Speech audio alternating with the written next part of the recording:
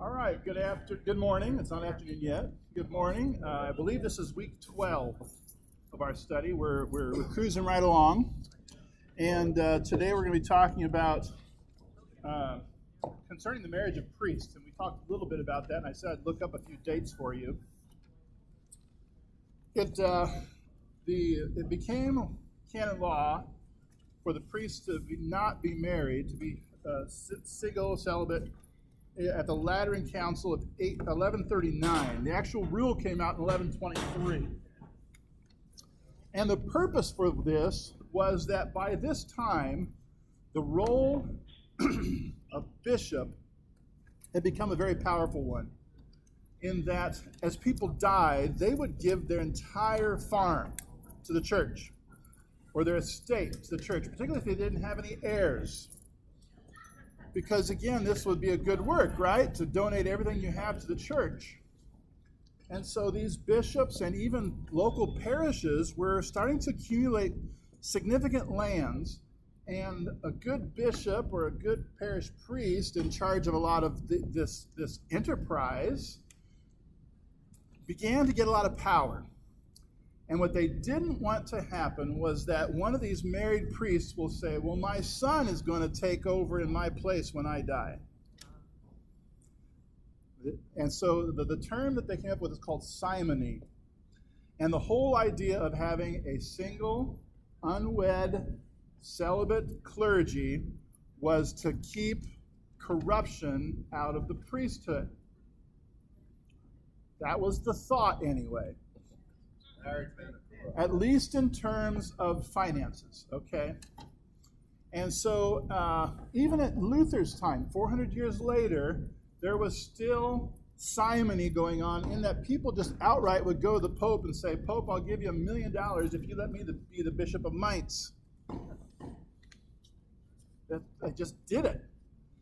And now, of course, they still had to have an election, that's from the cardinals, et cetera, et cetera. But it still happened. But anyway, that's why the rule came down, and that's when it came down. Now, similarly, they said, well, I just won't get married, and I'll still have my kids, and I'll make my son. So they put it simultaneously. Not only did the priests have to be single, celibate, but their bastard sons could not enter the priesthood. Period. That ban was not lifted until 1983, meaning illegitimate males born out of wedlock, could not be in the priesthood until 1983. But that was kind of looked the other way, because Pope Alexander... Oh, yes, there was still corruption, etc. But I'm talking about the canon law. I'm not talking about the practicalities of how it worked out. I'm just talking about the laws that were in place to try to curb some of these abuses, even as early as 1123. Okay? So, that's the framework we're in. But as Susan said, there was a lot of corruption in Rome and elsewhere, and that's one of the things that the reformers are trying to deal with here, as is evidenced by how many pages is Article 23 concerning. A whole page and some, right? So this whole next page. So, why is it important for the reformers to talk about this? What do you think? Well, because that's part of what started all this, is the abuse. In Martin Luther's case, he saw the abuses. He was part of the church. He sees the abuses. He writes about it. And, that's the start of the break. Yeah. And so... So as they're looking at all of these abuses, what is the standard to which they are adhering? The reformers. What is their primary and only authority? The Word, the Scriptures, sola scriptura. This is different from the official position of the church, which has three authorities. Do you remember what we said those three authorities were? The Pope, the Bible, and one more. Tradition. Yeah. Okay. So the reformers are saying, no, we think we get rid of a lot of these problems if we go back to sola scriptura, word alone. All right. Okay. So, before we get into the text, I just remembered you had a question about our text today. Yeah. So, it talks about Paul. He's having this conversation with his friend who was, how did he put it? He was taken up into paradise, into the third heaven. Yeah. Okay. So, I knew that question would come up when I heard that read to.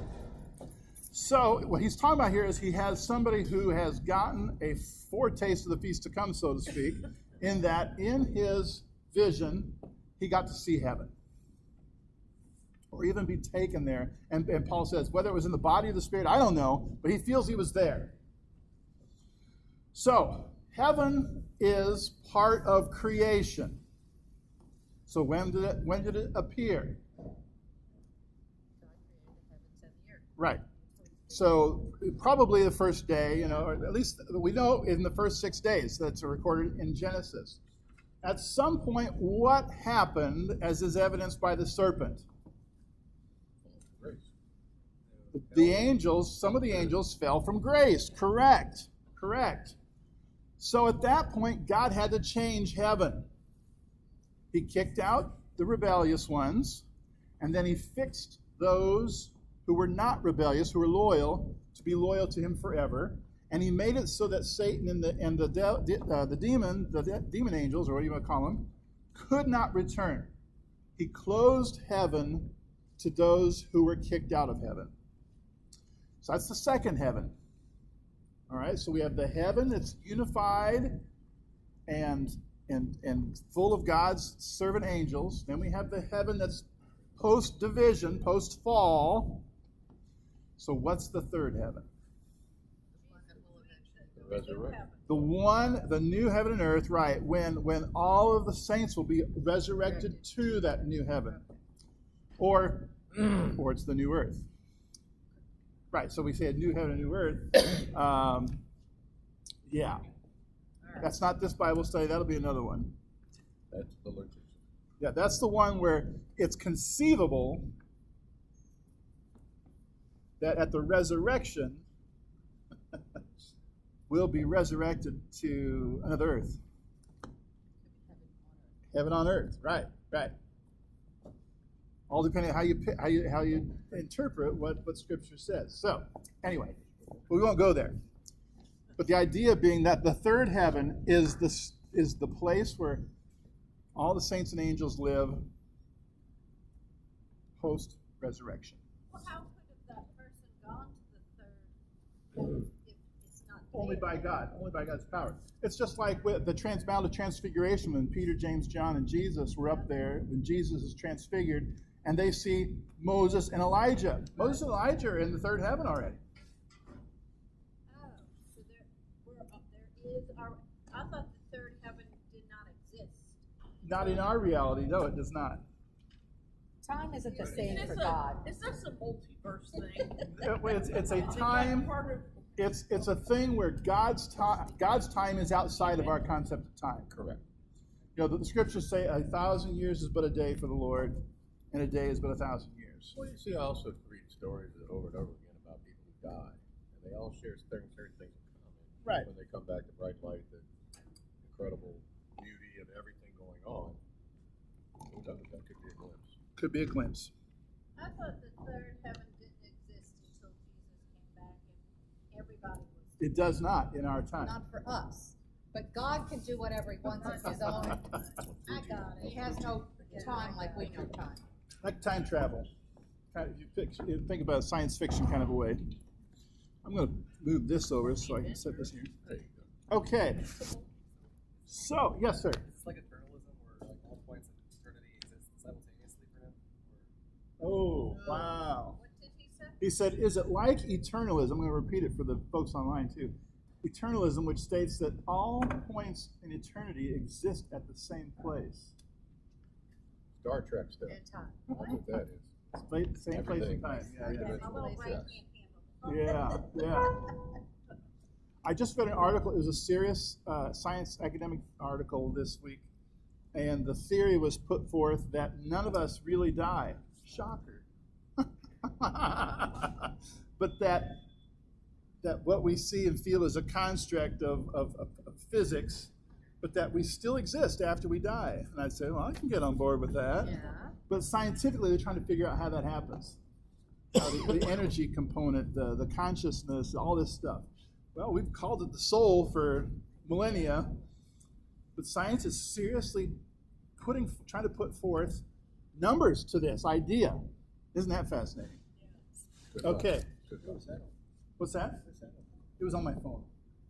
So it's on the internet, so it must be true. But it was some science journal that had an article posted. Yep. You go down these rabbit holes, and you'd be surprised what shows up on your phone. I made the mistake of looking up something about Mary Kay Cadillac for some reason. It's made a pink Cadillac. I want to know that when they started doing that, all of a sudden I started getting all of these makeup ads for like 2 weeks. And then they finally figured out, oh, he wasn't looking at makeup. He was looking at cars. You remember you and Mike were having a conversation about Ozempic at Camp Oh, Fire. right. All of a sudden he's getting bombarded with all these Ozempic ads. We were just talking about it around the campfire. Yeah. Chit-chat. All right, so concerning the marriage of priests, we're going back to that now. There has been a public outcry concerning the bad examples of priests who have not been continent. In this account, Pope Pius is reportedly to have said that there are some reasons why marriage was taken away from the priests, but that there are much weightier reasons why it should be given back to them.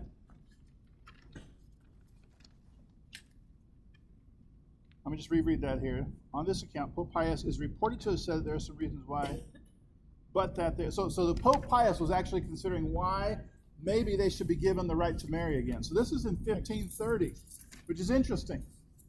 Okay? For so writes Platina, since then the priests among us wanted to avoid such public scandals, they took wives and taught that it was lawful for them to marry for the following reasons.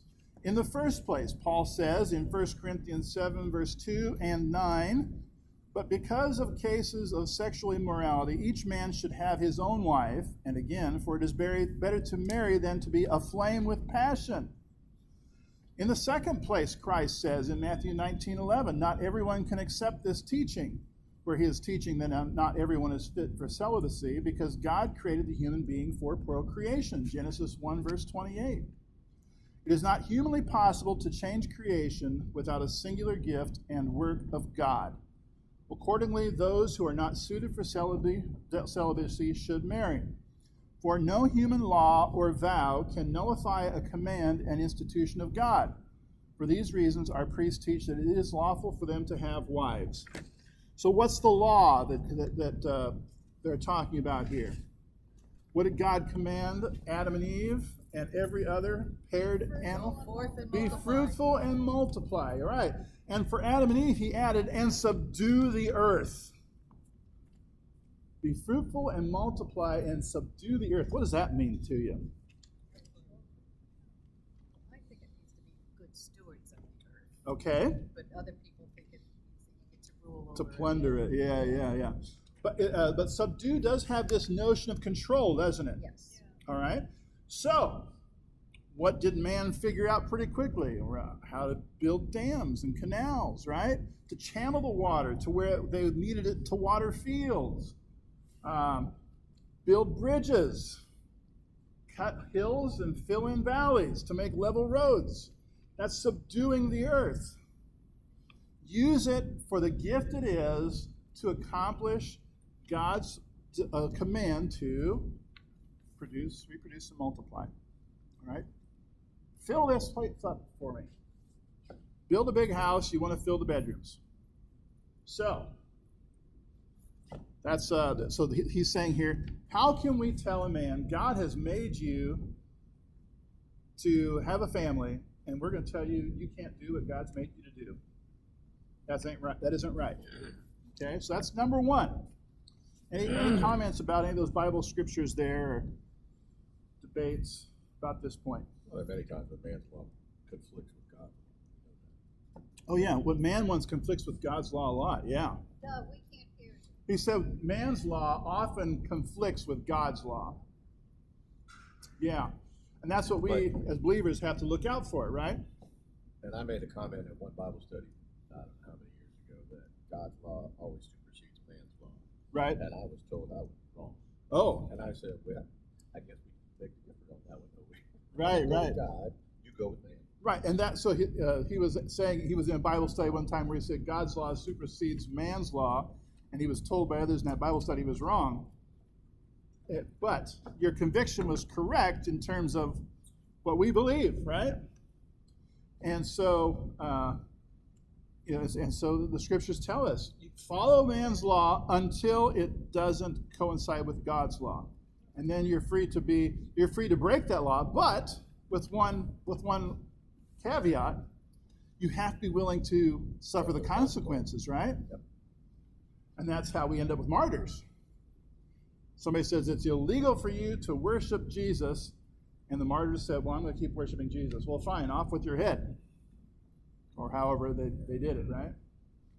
But, so, this is the law-based reason, first paragraph. Okay, let's go to the second paragraph. It's also evident that priests in the ancient church were married, for Paul says, 1 Timothy 3:2, that a man married should be chosen, that a married man should be chosen to be a bishop.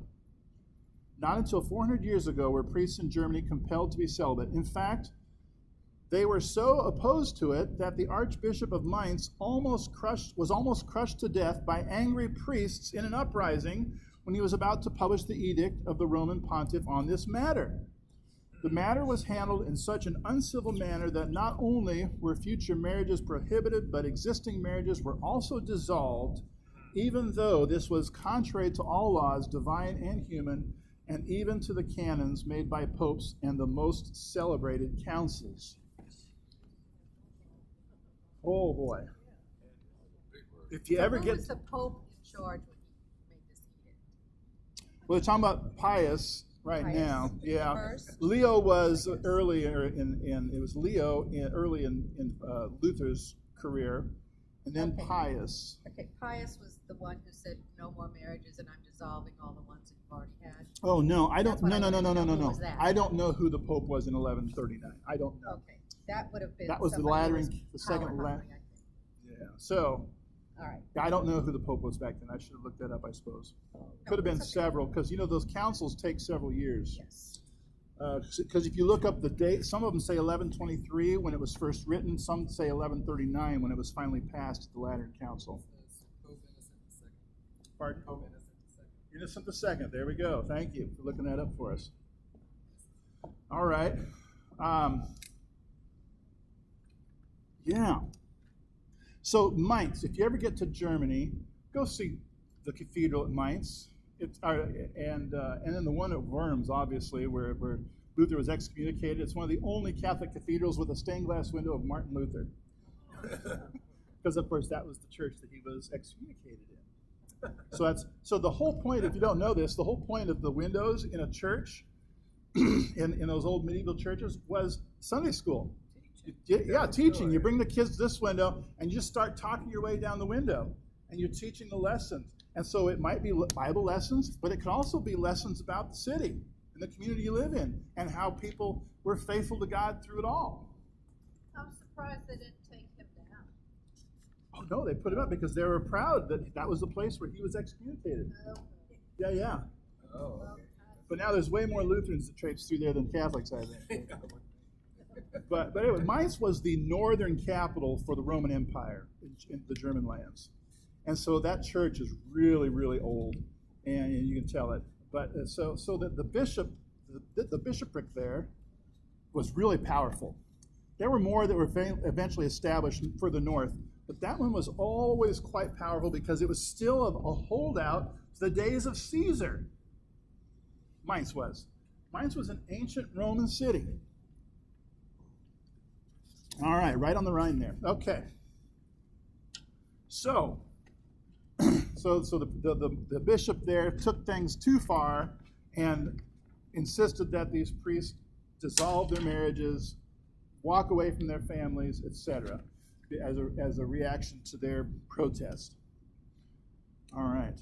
Inasmuch as the world is growing old and human nature has become weaker, it is fitting to exercise foresight so that no more vices creep into Germany. Now that would have one. What's that? Yeah. I didn't hold very well. But here, what they're doing here is just, okay, we've made 2 points as to why we should abolish celibacy, one being law-based, the other being a flawed history. And now they want to soften up Carlos or Charles V because appealing to his Habsburg side, right? He's of the Habsburg family. So he's got this German lineage in him, in addition to the Dutch lineage and the Spanish lineage, but they want to appeal to his German nature, saying, we don't want any more vices to creep into our beloved Germany, do we? So that's just kind of a little side note there. Continuing on, moreover, God instituted marriage to be a remedy against human infirmity. The canons themselves state that the old rigor should occasionally be relaxed on account of human weakness, which is most desirable to have happen in this case. It seems that the churches will soon be short of pastors if marriage is forbidden for too long a time. Looky there. Boy, yeah. So, here they are appealing to what? What is the notion they're appealing to here? What good would it be to let a priest get married? Well, why do men and women get married? Have children. Well, that too, but Because they're in love. okay. Also, it's a partnership, right? To help one another, to be there for each other. Here it talks about a remedy against human infirmity, right? When you take your vows, you say, in sickness and in health, right? For better, for worse. For richer, for till death do us part. Yeah. And so not only that, it's just the canons themselves state that the old rigor should be occasionally relaxed. He's appealing here to the tradition of grace by the church, right? When someone is down, you don't kick them, you give them a hand up. You forgive the sin and get them cleaned up, and you get them straightened out, and then you say, okay, now let's talk about what you're going to do before I send you back out in the big bad world. Maybe being, this behavior is not a good idea. But you don't, when the person's down in the gutter, you don't say, you dirty, rotten drunk, see what's wrong with you? You pick them up, clean them up, get them sober, then you say, okay, what are we going to do about this? Anyway, that's just an example here. Our priests need wives to help them. Okay? Any questions or comments about that little paragraph? All right, but the command of God still exists. The custom of the church is well known, and impure celibacy produces many scandals, adulteries, and other crimes deserving punishment by good magistrates. Remember when Luther was sent to Rome on that 2-year pilgrimage, he was scandalized by all the brothels that were established that only the priests could use to curb their natural tendencies. And so these scandal, Luther was scandalized, and that's when he really started to get down on the church and started really looking. Well, and it was all done on the sly. It wasn't official. The official rules were a celibate clergy, but yet here in the holy city, Rome, they were turning a blind eye to obvious and overt sin and breaking of the law. All right. Despite all that, it is astonishing that such ferocious opposition to the marriage of priests still exists. God has commanded that marriage be held in honor. The laws in all well-ordered nations, even among the heathen, have ordained marriage with the highest honors. But now, contrary to the intention of the canons, capital punishment is cruelly imposed, on priests no less, for no other reason than marriage. Paul calls the prohibition of marriage a teaching of demons, 1 Timothy 4:1-3. This can only be understood now that the prohibition of marriage is defended by such punishments. All right. So it's plain that even the heathen can see it's a beneficial thing for somebody to be married. And as it says, even not only that, but marriage in the Catholic Church is a sacrament, right? It's a blessed thing. And yet for priests it is excluded. Although for that, but then they could say also, well, holy orders is excluded for those who are married. Right? So in that respect, no Catholic can take all 7 sacraments. Because either you're married and are excluded from holy orders, or you're a nun or a priest and are excluded from marriage. So, A conundrum. a conundrum, right? I like that one. An inconsistency at least. All right. So they lay out for us in the first paragraph the law in Scripture, then talking about human nature as God created, so the law of creation. Then he talks about common sense, we're here to help each other. Then referring to the example of all people, other nations, other religions, even the heathen. And so, now coming down towards the end, however, just as no canon law can nullify a command of God, so now no vow can do so. Consequently, Cyprian advised that women who could not keep the promise of chastity should marry.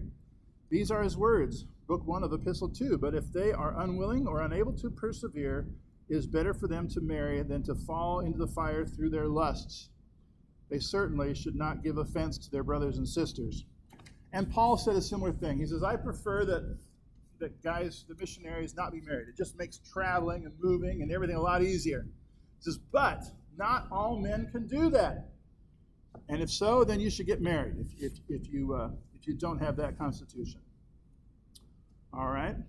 So here he uses Cyprian was an early church father, one of the old saints, and so they wanted to be sure that they included the nuns in this conversation as well, right? So there wouldn't be a 2-class system. If they did get their way with the confession, the Augsburg Confession, they wanted to be sure that it wasn't just the priests who were allowed to marry, but also the nuns, the female religious. What's that? No, they weren't yet. That's what this paragraph here was striving to do, is to make it so that everyone could marry, male and female, regardless of their religious order or religious compulsion, right? Okay? And lastly, the canons even exercise a measure of fairness toward those who made vows before attaining the proper age, as has been customary to do until now. We talked about that last week. People who were already engaged, married even, and then decided they wanted to go to the priesthood. That if they got married really young, like some people that arranged marriages, were married in their early teens or even while they were still kids and didn't live together, but were still married, the church would overlook that and say, well, this wasn't your decision, it was your parents' decision, and you can't be held to that. So yeah, we'll let you come into the church as a priest. So exceptions had been made, and so this is the background by which the reformers are saying, "Hey, this is the elephant in the room. We've been talking about it for a long time.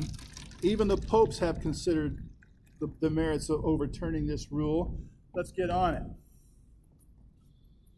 But to this day, it's still the rule. Yes. So why did you just didn't let the priests and the nuns get married? Marry one another. Going back to that other rule, going back to that old rule from 1139, where they were trying to prevent dynasties of priests that were controlling all the money. So they didn't want, the son of the priest taking over at that church from his father and controlling that money. Because the priesthood should be a calling, right? A calling to serve God and serve God's people. It's not a way to get rich.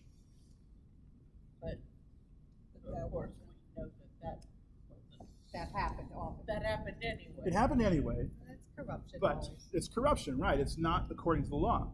It's the same reason why you'll see, a couple of years ago with the city clerk job. I don't know how much a city clerk pays, but I can't imagine it's over $100,000. It's probably more like in the 60 to 70 range, I'm guessing.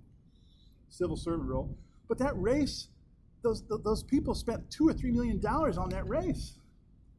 Now So you there had can't. to be something going on. Yeah, so you have to know that getting into city government will be very profitable in some way or another, either through your connections or other things we won't talk about online. Follow the money. Always follow the money. Find the need of it. So I'm gonna go take my trash. that's the end of the married priest thing. Any more comments before we move on to concerning the Mass? I was naive. I always thought it was put into place because they just wanted the priests to have their strict focus and devotion towards the Lord. Well, and in some way it is that, right? They aren't. If you're not married with children, it makes the ministry a whole lot easier. Let me just say that Time-wise, right off the yeah, bat. consequences. If you did a survey of pastors' kids, PKs we call them, the percentage of PKs who stay in the faith is way lower than the kids of the congregation. Not too much church, too much church politics.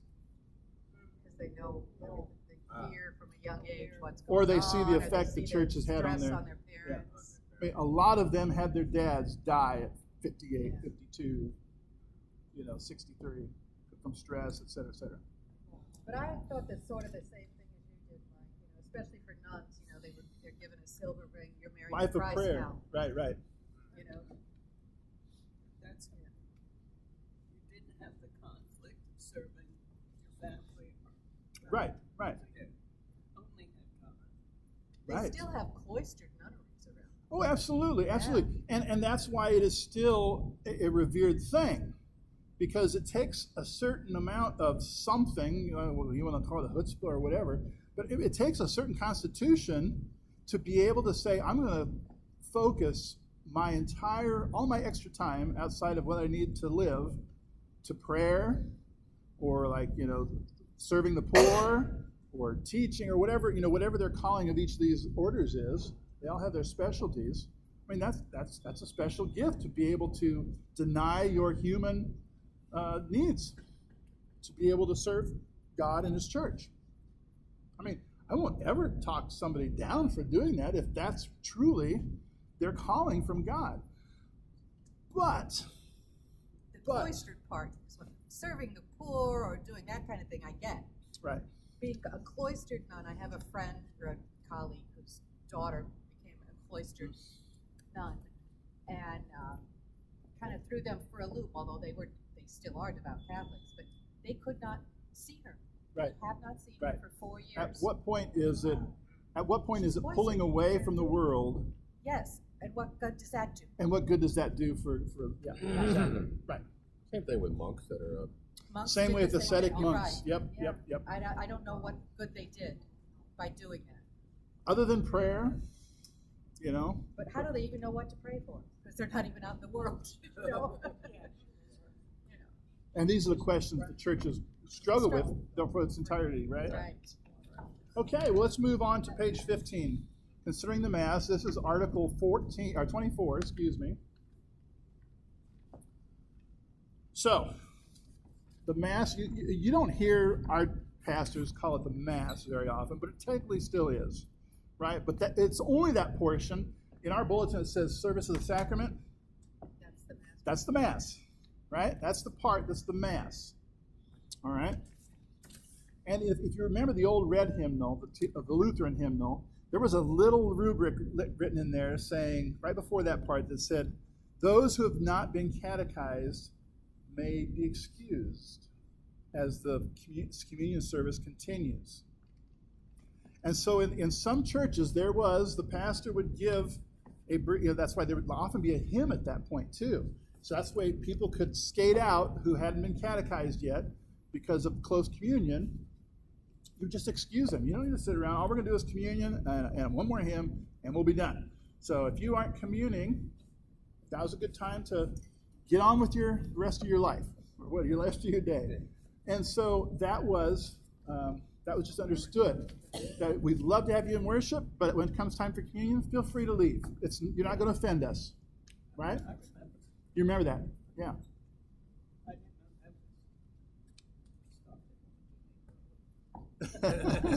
You didn't know what? I just thought they wanted to leave early. Oh, yeah. Football game was on. All right.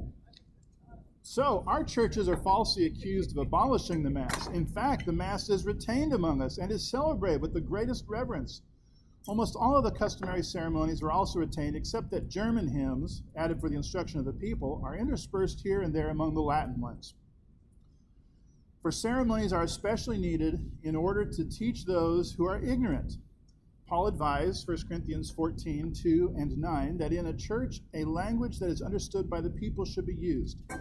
The people have grown accustomed to receiving the sacrament together, all who are fit to do so. This also increases reverence and respect for public ceremonies, for people are admitted only if they first had an opportunity to be examined and heard.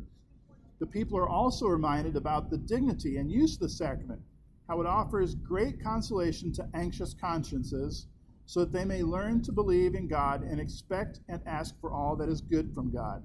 Such worship pleases God, and such use of the sacrament cultivates piety toward God.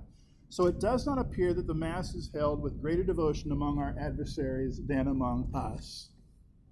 Okay, kind of a long paragraph, but two key points here. One is the inclusion of German hymns. For what purpose? Teaching, instruction. Yeah. That's how we teach kindergartners, right? Sing a song. Right. And so if you go to Luther's old hymns in the hymn book, some of them take 4 pages because they're 15 verses long. And the reason is because each one is a lesson, a little miniature lesson.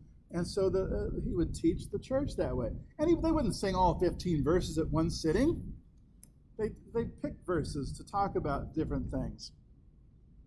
But what did they keep? Well, they also kept some of the Latin hymns, because, if you learned that from when you were a little kid, you remember it, right? And hopefully a pastor or a parent or somebody along the way taught you what the meaning of the Latin was. And since the Latin was still the language of the church and academics, a lot of people knew Latin, even if they couldn't write it or read it, but they understood it to some degree because it was around. It was around, even if it wasn't the franca lingua or lingua franca, whatever they call it, the language of the people, language of commerce. So keep some of the Latin tunes, but also we're going to add German ones so that people can understand the Word of God. That was the big point, right? Notice what they aren't doing in the language yet, or they didn't bring it up. They're not necessarily doing the Mass in German yet, although they would very quickly. But here in this paragraph, they're only really trying to get across the point that, hey, we're singing some contemporary hymns. Big deal. It's for the teaching of the people.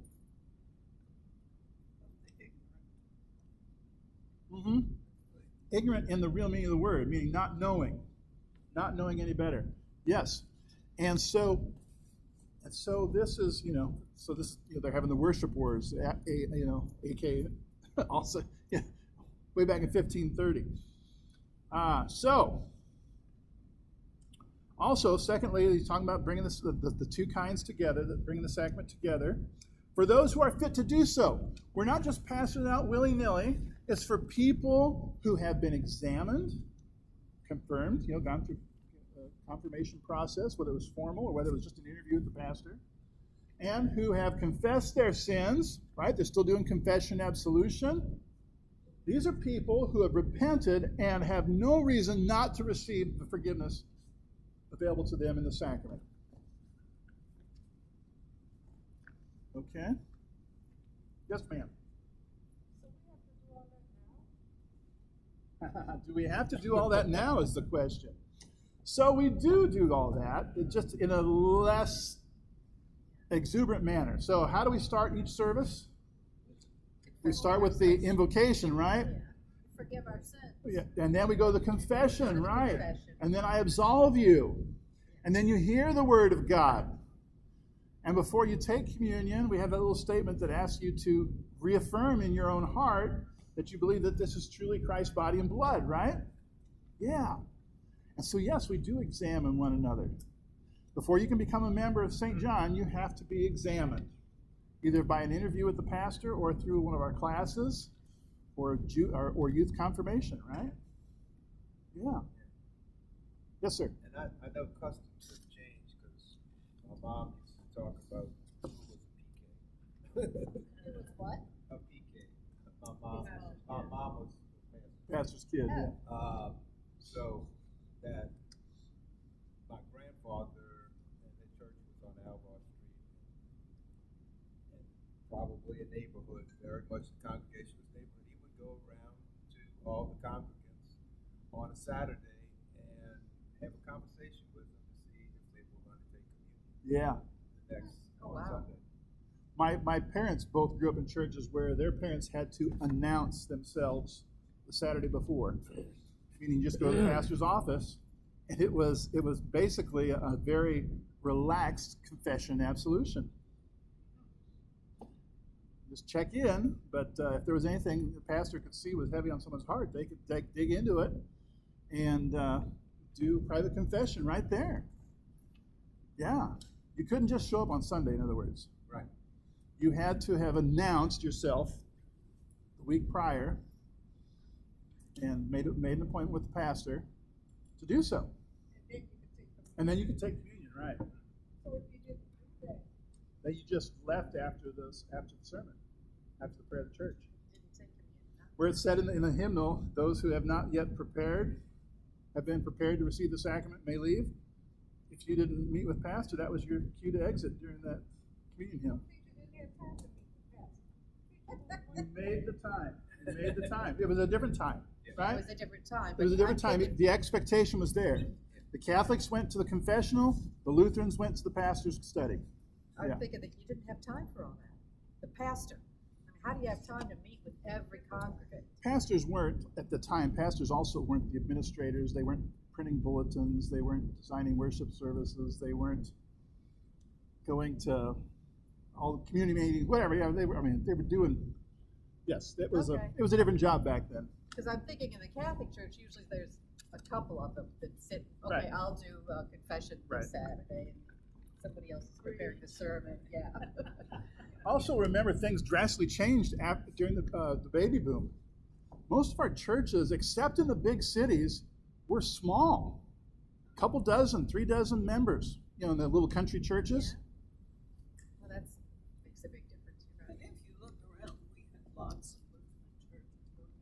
Yeah, we used to. Mm-hmm. But I can also remember that we had communion, I think, once a month. Right. But it Yeah, was what, sort of once a also. if you Once a went- month, communion once a month. If you went to communion too often, that meant you were really a bad sinner. Well, if you went too often, it meant you were a bad sinner. Oh my goodness. Yeah. Wow. The other thing to You keep. say we have gone the other direction. Yeah. We know we're sinners. Yeah. We go off. But that was back The other then. thing to keep in mind too, you even say you're in a church that had 100 people in worship, 60 of them might be under 12 years old. Because they had big families back then, right? So that's the other thing to remember too. Even though you might have a large congregation, the adults were in the minority. And so you wouldn't be hearing as many confessions. All right. Okay. Well, let's do one more paragraph. All right, so let me just double check here. So we've got German hymns, elements in both kinds, and then talking about examining others. So make sure that people are receiving it well and that it's helpful. That's the other part too. We want the sacrament not to be a burden, a requirement, but we want the sacrament to give you that boost and that encouragement for your coming, for your day and week ahead. All right, second paragraph. However, for a long time there has been a serious public outcry by good people that masses were being shamefully profaned and devoted to profit. Literally, you could say, Pastor, here's 50 shillings. Could you say a mass for me sometime this week in memory of my dearly departed? And that was the way the church was making money. They would do an extra mass if you paid for it. Okay? It is public knowledge how widely this abuse extends in all places of worship. What kind of people celebrate masses only for a revenue or stipend, and how many celebrate contrary to the canon's prohibitions? But Paul severely threatens those who treat the Eucharist unworthily when he says, in 1 Corinthians 11:27, whoever therefore eats the bread or drinks the cup of the Lord in an unworthy manner will be answerable for the body and blood of the Lord. Accordingly, when the priests among us are instructed concerning this sin, private masses are discontinued among us, since there were hardly any private masses held except for the sake of profit. And so here is where, at the time, the practice was so pervasive that, you go to these big cathedrals and there's these little side altars, these little niche altars all along the sides of the churches. There were crews of priests assigned to each niche, and they've had it timed out how fast they could say the Mass, and they literally practice saying it so they can say it fast. So, okay, you've got 8 minutes to do this Mass, because we got another one for you to do, and they just kept doing them over and over and over, because they were all paid for it. All right? And we insert name here when you're doing your prayers, right?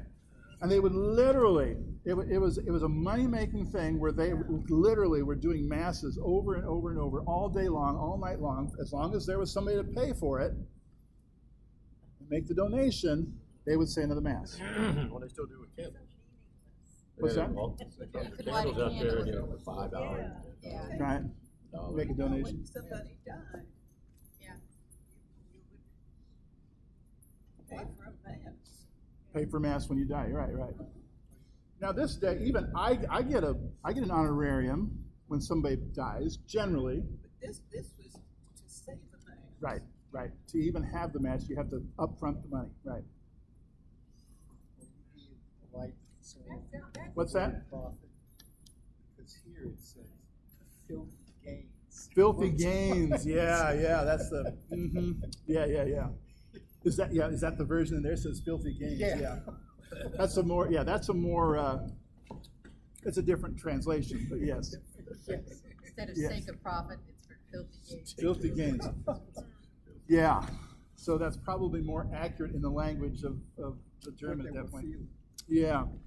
So let's cut it there.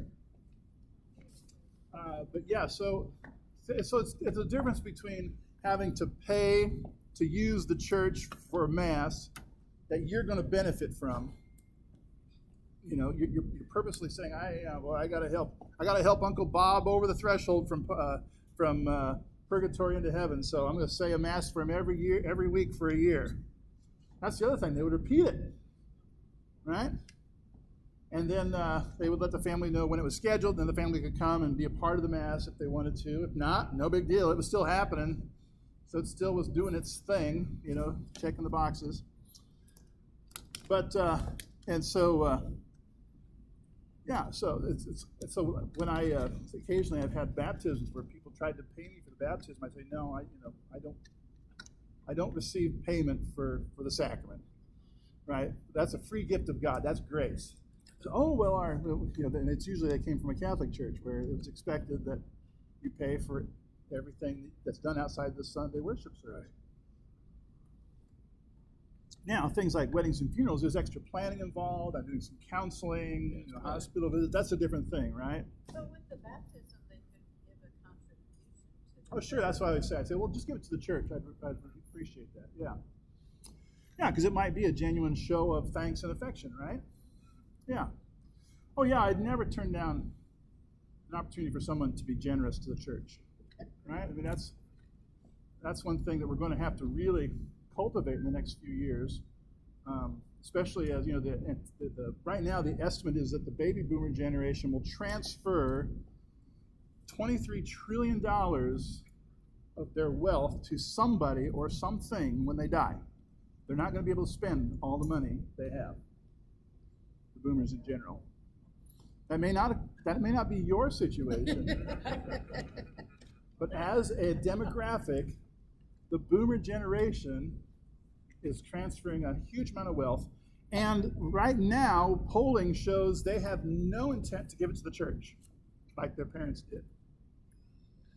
So, as you and your family are discussing your estate and consider how you might make a confession, your last, what's it called? The last will and testament. Your testimony. I believe in God the Father Almighty, maker of heaven and earth, and I'm going to give a portion of of my estate to his church, especially if your kids aren't in the church anymore. And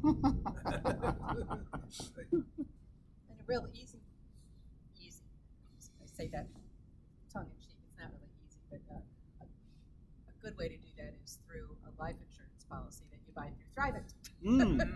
And then There are all kinds of ways you can give do it it. to Yeah. the church, and it's Yeah. So, and if you have one of these, donor advised funds, those are great too. There's lots of tax advantage ways. If you have a mandatory distribution right now, if you're in that magical age, was it 70 to 75 or I don't know, somewhere in there? Not there yet. Nope, not yet. 73 now. 73 now? Okay, but there's a period where you have to start taking your retirement, even if you don't need it. Right. And the government requires it, but the thing is, you don't have to pay taxes on it if you give it away to a 501c3 charity, of which the church is. And you can give away, the most recent law that I knew was up to $100,000 tax-free. So, again, if you find yourself in that, whether you're here or online, if you find yourself in that I believe category. there's actually two ages. I think 73 is mandatory now. Okay. But I believe as early as 70 and a half, you can start gaining that tax advantage by giving. Awesome. I believe that's the Yeah. case. We had several at Redeemer who took advantage of that every year as they were trying to, and they would split it up, you got that kind of money, you got a lot of different interests around town, right? Different missions and ministries that you're supporting. And Redeemer, we would benefit from it, as well as, some various homeless shelters, whatever. Great thing. And, it'd be great if one day we had somebody who would like to help us start a endowment, Yeah. right? Where you could fund a ministry off of that of some sort in perpetuity. But anyway, this isn't a financial planning session. This is a Bible study. So let's close with the Lord's Prayer, shall we? Our Father, who art in heaven, hallowed be thy name. Thy kingdom come, thy will be done, on earth as it is in heaven. Give us this day our daily bread, and forgive us our trespasses, as we forgive those who trespass against us. And lead us not into temptation, but deliver us from evil. For thine is the kingdom, and the power, and the glory, forever and ever.